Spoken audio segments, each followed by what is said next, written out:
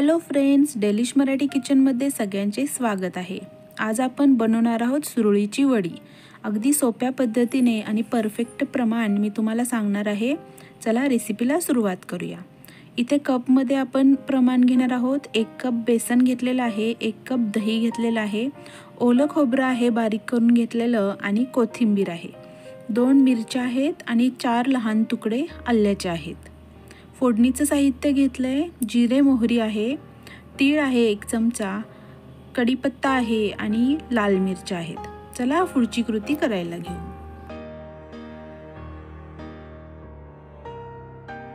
एका मिक्सरच्या भांड्यामध्ये आलं, मिरची, बेसन, दही, चवीपुरतं मीठ, साखर आणि थोडीशी हळद हे सगळं आपल्याला मिक्सरला फिरवून घ्यायचंय।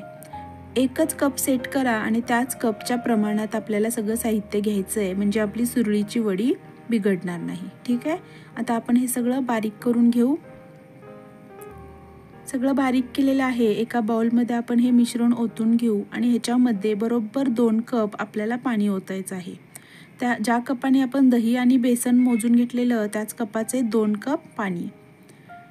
आता आपण एका चाळणीनं हे सगळं मिश्रण गाळून घेऊया। म्हणजे तुम्ही बघू शकता थोडेसे आल्याचे तुकडे आणि मिरचीचे तुकडे आणि बेसनाच्या गुठळ्या होत्या त्या याच्यामध्ये राहिलेल्या आहेत।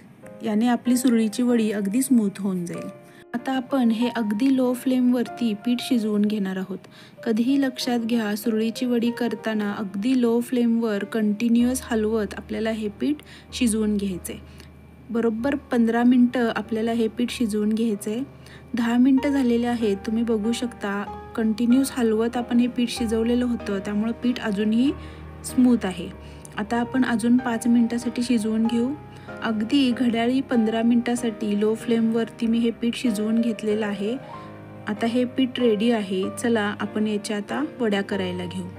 एका परातीच्या मागच्या बाजूला आपण हे पीठ पातळ असं पसरून घेणार आहे। मी इथं बटर नाईफ घेतलेला आहे, तुम्ही चाकूच्या मागच्या बाजूनेही व्यवस्थित पसरू शकता। तुम्ही बघू शकता अगदी पातळ असं मी हे पसरवलेलं आहे आणि हे काम आपल्याला अगदी झटपट करायचं आहे। एकदा पीठ शिजलं की पॅनमध्ये ते 2 मिनिटाच्या वरती जास्त राहायला नको, नाहीतर परत त्याच्या गुठळ्या तयार होतील। हे एक परात मी तयार केलेली आहे। आता दुसरी एका थाटीच्या मागच्या बाजूला मी परत हे पीठ पसरवत आहे। अशा 3 माझ्या थाट्या झालेल्या आहेत, म्हणजे 1 परात आणि 2 आपली जेवणाचे जे ताट असतं ते। आता आपण फोडणी तयार करायला घेऊ। फोडणीसाठी तेल गरम झालेलं आहे, त्याच्यामध्ये कढीपत्ता, जिरे मोहरी, तीळ, मिरच्या हे आपण सगळं घालून घेऊ। 10 मिनिटासाठी आपण हे पीठ थंड व्हायला ठेवलेलं होतं। आता आपण याच्या वड्या करायला घेऊ। तुम्ही बघू शकता अगदी स्मूथली असा आपला रोल तयार होत आहे। एकदा पीठ फक्त व्यवस्थित शिजलं ना की रोल होण्याचं काही अवघड नाहीये।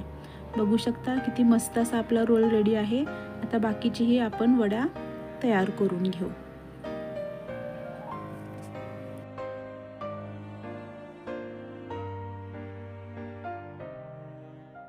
काही जण रोल करण्याआधी याच पिठावरती खोबरं आणि कोथिंबीर पसरून घालतात, तुम्ही तसंही करू शकता, पण मी फोडणी दिल्यानंतर कोथिंबीर आणि खोबरं पसरणार आहे त्याच्यावरती। ठीक आहे, तुम्ही बघू शकता मस्त असे आपले रोल तयार झालेले आहेत। किती मस्त चकाकी आलेली आहे रोलना। बाकीचे डिशचेही आपण रोल आता काढून घेऊ। अशी ही आपली सुरळीची वडी तयार आहे। तुम्ही माझ्या प्रमाणात आणि माझ्या पद्धतीने सुरळीची वडी करून बघा, तुमची सुरळीची वडी बिघडणार नाही याची गॅरंटी माझी। ठीक आहे, रोल आता मी एका डिशमध्ये काढून घेतलेले आहेत। आता आपण याला फोडणी देऊ। फोडणीमध्ये तीळ हे सुरळीच्या वडीमध्ये मस्ट असतं, फोडणीमध्ये हे तीळ वापरलंच जातं। ठीक आहे, फोडणी दिलेली आहे। आता आपण याच्यावरती कोथिंबीर आणि खोबरं पेरू। अशी ही खास आपली सुरळीची वडी रेडी आहे। फ्रेंड्स, माझं चॅनल नवीन आहे, रेसिपी आवडली असेल तर प्लीज लाईक करा, शेअर करा, सबस्क्राईब करा। रेसिपी बघितल्याबद्दल थँक्यू सो मच।